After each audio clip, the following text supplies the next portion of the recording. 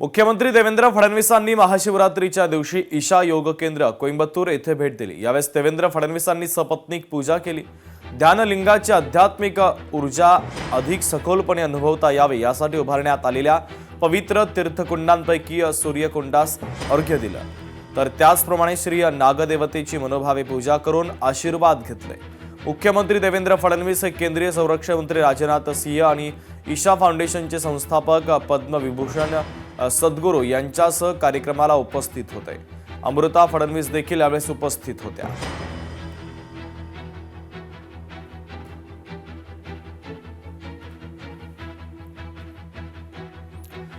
भविष्यामध्ये तिवारी कुटुंबातील सदस्य नगरसेवक होऊ शकतो, उपमुख्यमंत्री शिंदेंचे बंधू प्रकाश शिंदे यांनी विधान केलंय। भविष्यामध्ये ठाण्यातील वाघळे येथील आंबेडकर नगर विभागातून तिवारी कुटुंबातील सदस्य देखील नगरसेवक होऊ शकतो, उपमुख्यमंत्री एकनाथ शिंदे यांचे बंधू नगरसेवक प्रकाश शिंदे यांनी विधान केलेलं आहे। शिंदे साहब क्या बोलता है, जो काम अच्छा करेगा उसको लाभ जरूर मिलेगा। इसके लिए काम करते रहो, कभी भी आपका नंबर लग सकता है। पाकिस्तान विरुद्ध भारतीय क्रिकेट संघाचा पुन्हा दणदणीत विजय झाला, तर भारतीय क्रिकेट संघाने पाकिस्तानला कोलंबोमध्ये धूळ चारली। ईशान किशनची वादळी फलंदाजी तर भारतीय गोलंदाजांचा भेदक मारा पॉइंट टेबलमध्ये भारतीय संघ त्यामुळे अव्वल स्थानावर पोहोचलेला आहे। सर्वोत्तम 8 मध्ये भारताचं स्थान आता निश्चित झालं। तर आयसीसी T20 विश्वचषकात काल भारत पाकिस्तानचा सामना झाला।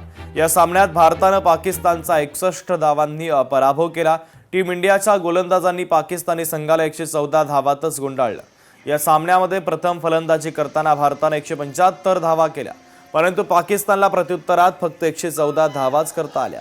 ईशान किशनने 77 धावांची सामना जिंकणारी खेळी केली। त्यानंतर अक्षर पटेल आणि इतर सर्व गोलंदाजांनी दमदार कामगिरी केली। दरम्यान पाकिस्तानचा कर्णधार सलमान आगाची एक चूक गेम चेंजर ठरली।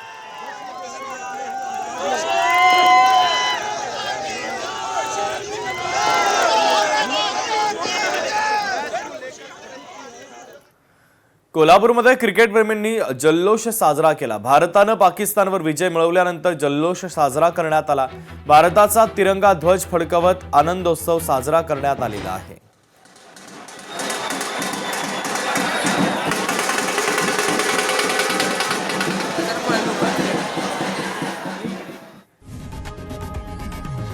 लोकशाही मराठी ऐका, पहा, जागरूक रहा।